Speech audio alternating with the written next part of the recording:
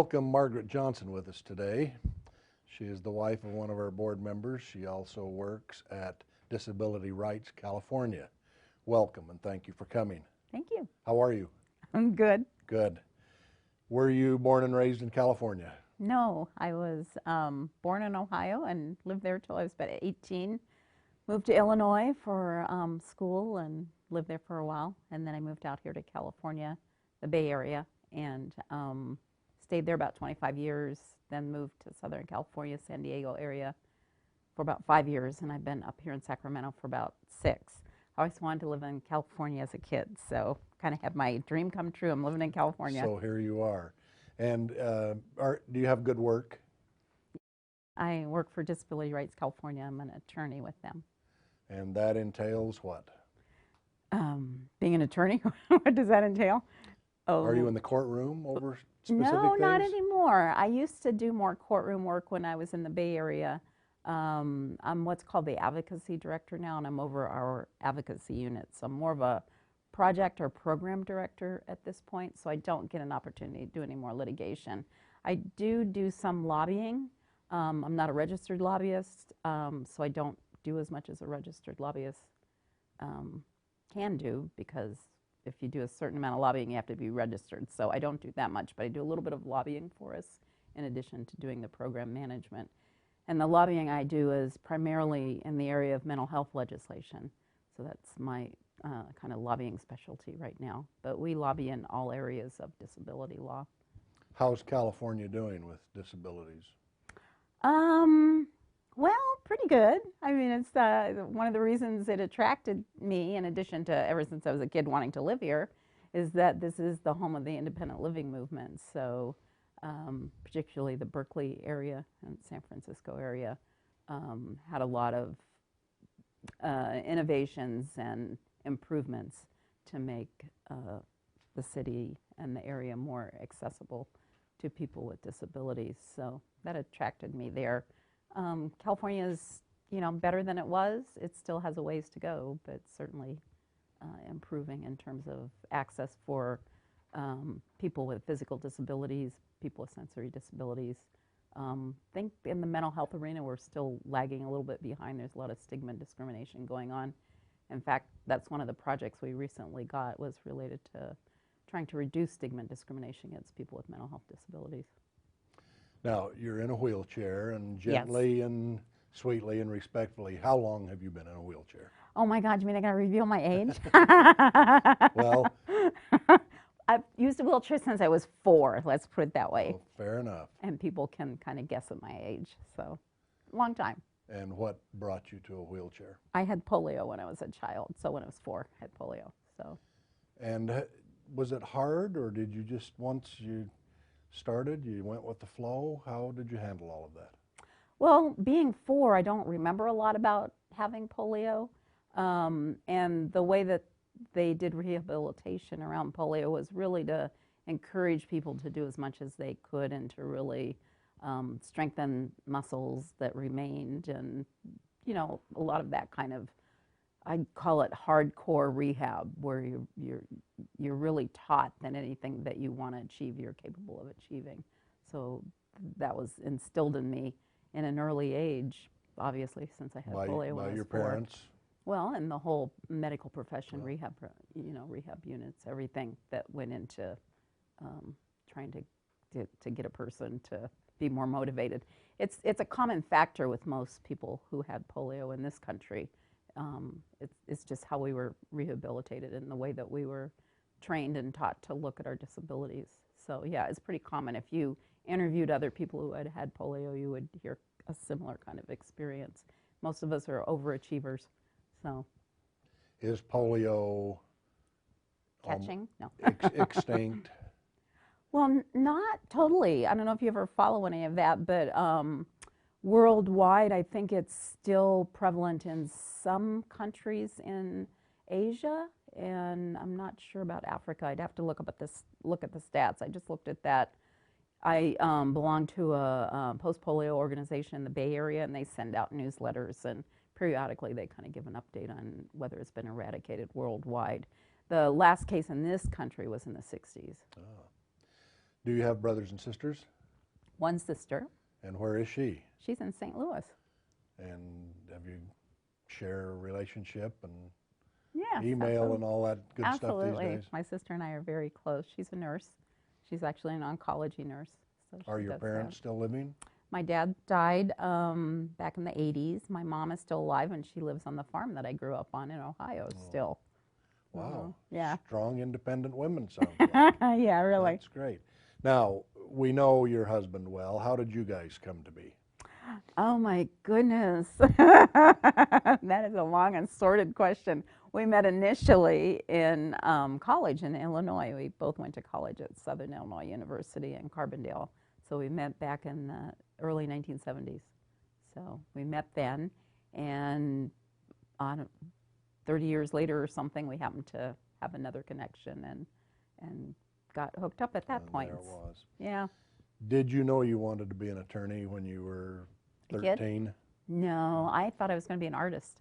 So I really enjoyed art, drawing, painting, craft work. That was the kind of thing where my heart really was. But I didn't think I could make a living at that. So that was kind of why I moved into social work. And I worked for a while for the Social Security Administration in Chicago and then transferred out here to California. That was part of the move here to California, was to be able to transfer.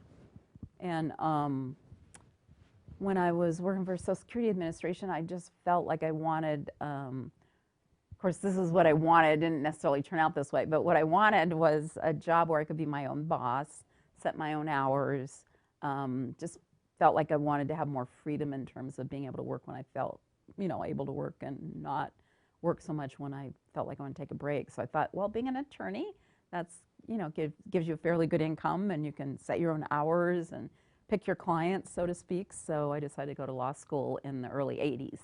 So I went to law school, went to Golden Gate University in San Francisco. And thing was, once I graduated past the bar, I ended up, my first job was with Disability Rights Education and Defense Fund at Berkeley. And then I applied for a job with where I work now, which was then called Protection and Advocacy Incorporated, and they were in Oakland. And I applied with them, got a job with them, and that was about 1987, I believe. And I've just stayed with them ever since, and it is a regular job. So even though I thought I was getting into a lot of be self-employed, it didn't work out that way. But I'm fighting the good fight, so I feel really good about where I work. Now, we often hear horror stories about the bar exam. How'd that go? Oh, the bar exam was tough, really tough, really, really tough.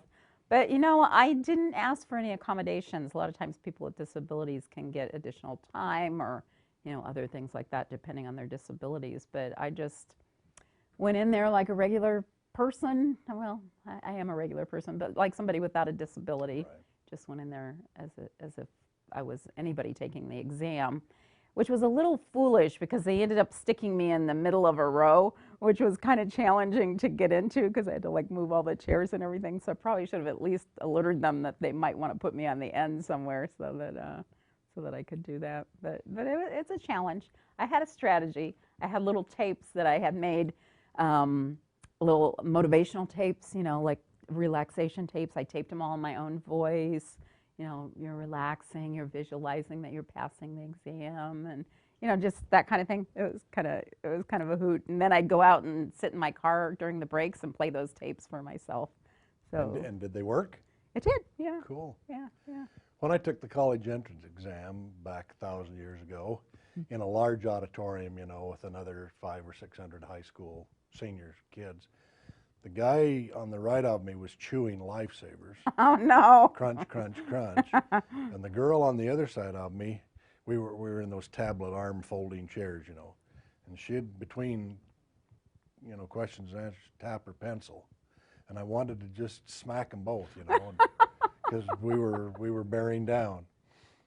But passed with flying colors, and away we went and got into college where I wanted. And I look back on that now and think that was kind of funny, but they about had me both ready to scream at the time.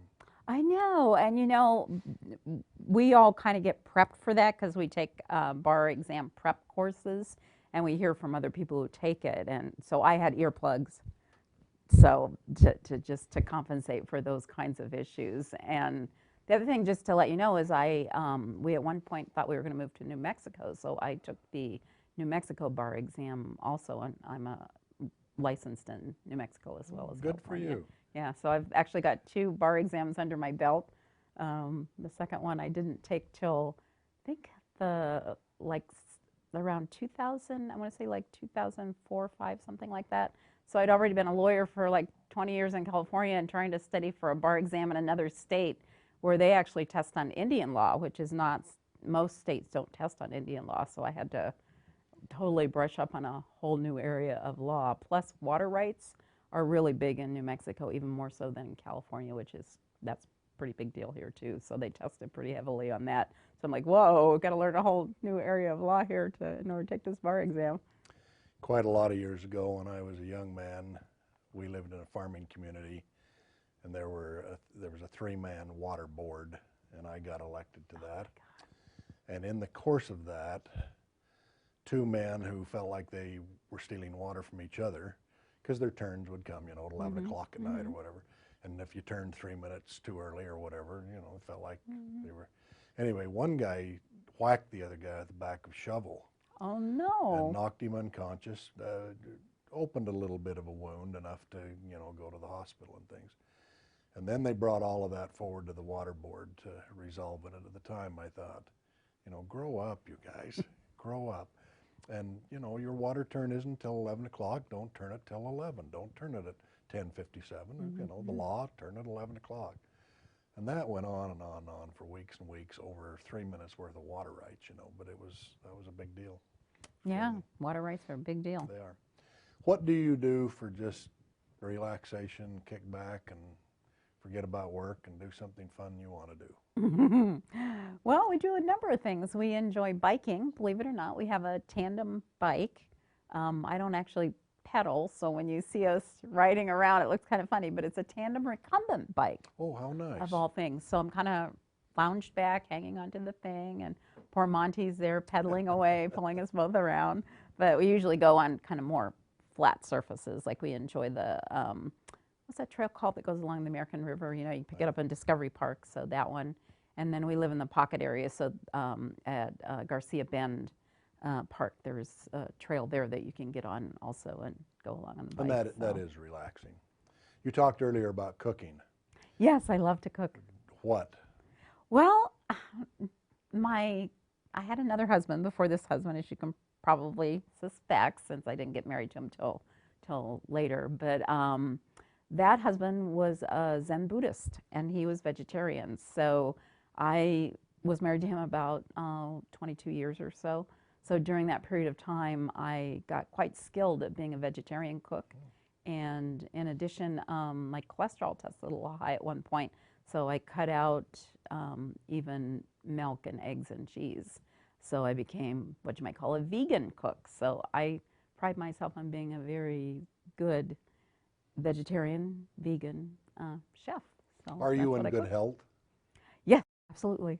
Yes, Good. probably better than most people. I rarely get sick. Maybe I get a cold once a year, maybe not. Just kind of depends. So, yeah. In fact, we were just talking, Monty and I, that he's taken more advantage of our health plan than I have. I mean, I go in for my mammograms and that sort of stuff, but he's the one that's been getting under the knife more than me. If you could go back to childhood and your mother had cooked something for you, a meal of some sort, what would that be? Oh, I love spaghetti. That was always my favorite. She made really good spaghetti and meatballs. Now, Monty is a member of our board and a man we really enjoy and all of those other sorts of things. Do you practice a religion? Do he and I? Uh-huh. Well, he's involved with the Unification Church. Right. And then we also practice a little Buddhism too. So we're involved with it's called the One House of Peace. They're a organization that started here in Sacramento. The founder has since moved to Portland, but she continues to maintain a presence here in Sacramento. And we have a small sitting group. I think there's 9 of us now, maybe. And we take turns guiding our meditation group. And people can come and join the group if they want to sit. It's like an open thing for anybody. and we're doing that currently at the Simple Human Yoga Studios. So that's one thing we do, and then we do the Unification Church services. I've never talked to anyone who studies and follows Buddha who wasn't enlightened by the world and the universe and the peace and the decency and honor and all of those other sorts of things. Do you find that to be true? Yes, I think that one of the things that I've noticed about Buddhism is that it's really a way to get, to put it in Christian terms, in touch with your inner God. So it really is a way to tap into that spiritual center that exists in all of us. And I think through Buddhism, I've come to realize that everything is God, and it's just, you know, being able to tap into that flow and being connected with that spiritual sense that permeates the world that is really nice about it. So I have a couple of favorite sayings that people are familiar with because I say them all the time. But one of them is that God speaks in many voices. mm-hmm. There's a lot of different ways that God speaks to us, and I find that satisfying and truthful. Mm-hmm. That rings truth. The other one we talk about a lot is that we all live in the same house. We just came through different doors. Mm-hmm. Mm-hmm. And that one also really rings true. Mm-hmm. Now, were you raised in a religious home? I was raised Presbyterian, and I went to Sunday school and was did the whole, I forgot, I'm blanking on what you call that when you get accepted into the church. So I did whatever, you know, one does. I mean, in the Presbyterian church, you get baptized at an early age. I know in your church, people tend to get baptized later when they can actually say that they're going to do that. But in Presbyterians, you get baptized really early, and then later on in your teenage years, you study and you officially say that you want to join that church. So yeah, I did all that. Did you sing all of the old Christian hymns? Yes, absolutely. Do you have a favorite? You know, I love the Christmas ones best. So, you know, like oh Little Town of Bethlehem is one of my favorites. I So like yeah, those too. yeah. So those Is are always my music a favorites. part of your life? You know, I really do enjoy music. It ebbs and flows over time. I'm not a very good singer, but for a while I did take some singing lessons just because I wanted to get more in touch with being able to sing. The teacher told me that I should probably always sing with a group, so you won't ever be doing any solos. And when we were in San Diego, we used to go to an Episcopal church, and we were in the choir there. So that was really fun. We did that for about a year, where we were part of the choir. And we have a friend, a woman in our church, who tells everybody she can't sing alone very well, but if she can stand next to somebody mm-hmm. who's singing, and she does, you know, and they several times in the choir they've had her and another woman do duets or three of them, mm-hmm. you know, and her voice sounds wonderful, but she says, I just can't do it alone very well. I can't hear it quite as well and things. So well, yeah, you have to. For me, it's kind of the same thing too. I have to hear it. Like I can't really sing without music because I'm a great mimic. So if I can hear what it is that I'm supposed to sound like, then I can imitate it. But it has to be immediate. It's not like I can recall what the sound was and make it later. I have to be immediately hearing it. And when I had the singing classes, that's what the teacher said, was that it was helpful for me to have somebody else to mimic, because if somebody was singing next to me, then I would sound like that person sounds. So, did you know your grandparents? not my grandfathers. On my mom's side, my grandfather died when she was quite young of pneumonia, and then on my father's father was murdered actually for a paycheck when he was a young child. And then his mother remarried, so I knew his stepfather, but I didn't know his father. Both of my grandmothers lived to be ripe old ages. My father's mother into her 80s, and my mom's mother into her 90s. So, yeah, so I knew them. And were they typical grandmothers? And well, yes and no. My dad's mom was from the Ukraine, and she never really learned English. And my dad was kind of from that era where he felt everyone should speak English and people shouldn't speak another language. He, of course, knew Ukrainian because he was raised by his mom, who only spoke Ukrainian, but he refused to teach it to my sister and I. So we always had a language barrier with my grandma, which even to this day I regret somewhat that I never had a real good opportunity to speak to her and hear more about, her life as a child in the Ukraine, and, all those sorts of things were kind of kept from me. And then my mother's mother had a stroke fairly young. I must have only been about 8 or 9, and that pretty significantly changed her personality. So even though she lived like another 40 years or something, it was like a different experience with the grandma. So I ask that because being a grandparent's a terrific approach in life. I agree. Between Monty and I, we have 7 grandchildren right now. So fun to love your I children's children. know. It's more fun than the original child. I have one daughter, and oh my God, when I had the grandkids, it was like, oh, this is so good. This is worth having a child to just get to the grandkids. Not that children aren't a blessing. I don't want people to take that the wrong way, but the grandchildren are wonderful. Are you happy you were born a girl? Yes. I just read a book on Eve, and she's somebody I've long admired. But the 2 most important people in my life are my mother and my wife. Not because others weren't, but they've just nurtured and loved and all those other things. Anyway, this was a wonderful book on Eve, and it just pointed out so much the strengths of women and the differences. It didn't try to make equality. It let Adam be Adam and Eve could be Eve and do the things that she did and did so well. And I found myself thinking, well, I'm glad there were girls. That's really, really nice. Are you where you thought you would be? Are you now, 20 years ago, or you where you are sort of where you thought you'd be? I don't know. It's hard for me to think back and try to think about where I thought I'd be. I tend to kind of live day to day. It's hard sometimes for me to envision where I'll be in the future, but. Where would you like to be in the future? Well, at some point I'd like to retire, although I'm not sure what that looks like because I really have a very strong work ethic. So sometimes it's frightening to me to think about retiring and not having anything to do. Monty's always telling me that it's not really that way, that you end up with, either increasing your hobbies or maybe, you pick up a volunteer job or a part-time job. He works at the Y and also does the work here with this board. So and he's keeping an eye on his father. Yes, who has Alzheimer's. Yeah. So, yeah.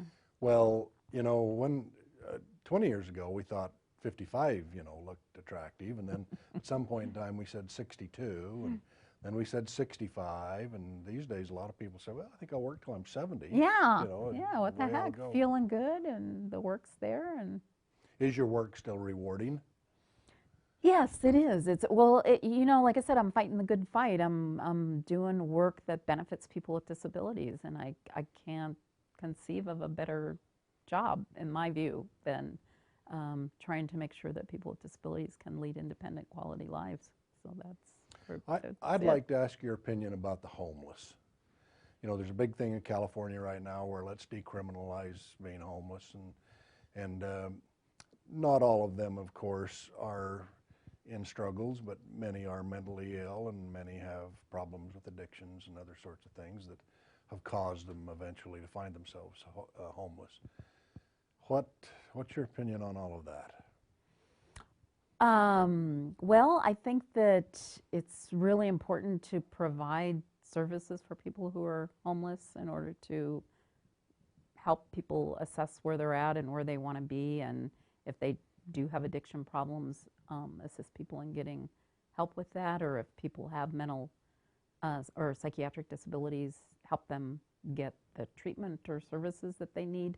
The organization I work for, I think it was, I just looked at it recently, maybe 5 years ago or so, we brought a lawsuit, I believe it was in the Los Angeles area, where they were trying to close some programs for people who are homeless that help people who were homeless and had mental health disabilities, and those programs provided housing and other kinds of services. So I think, my position is really ensuring that some of those kind of programs continue and are actually increased so that people can access what's needed in order to get back into homes and and get either jobs or, into programs that would help them. Way to go. Keep it up. What about, where do you see California in 10 more years? I don't know. That's a little scary sometimes, isn't it? Unfortunately, I work a little bit on the state budget with our lobbying efforts, and just the cuts that are happening for people with disabilities are pretty devastating. And it's not only that it's just 1 year it's devastating. This has been cumulative and going on for several years. I mean, I'm always very kind of a positive person, and I'm hopeful that California will start getting back on a different track fairly soon. We'll see. Can we keep going with the greater division in the political parties? We get asked that in the interfaith a lot. How can we help in the social stepping forward of pulling people and things back together? Is there a miracle cure there? You got me. It's really funny you say that. Monty, my husband, is a Republican. I'm a Democrat. I mean, we managed to coexist, although we'd have some heated arguments periodically over some things. But will the president get reelected? I don't know. Let's hope so. Okay, if we lived in a magic world where we could just push a button and fix something, what would you fix first? Well, what I fix first, I think I'd bring peace on earth. Isn't that, I mean, I don't know, just I would love to see us get along, be peaceful, be able to coexist, allow people to have their differences and not take it personal. So I like that. You should be able to disagree with each other and not say you're slapping at me and all of those other sorts of things. Exactly. How about disabilities in the future? Are we going to get better? Or have we plateaued? Will we sort of stay where we are in helping people who have disabilities? What will happen there? Oh, definitely things are going to continue to improve because as we, this is like a lengthy thing. Should have asked me this first, but in terms of movement, we've moved from isolating and segregating people to now really trying to fully include and integrate people into the society.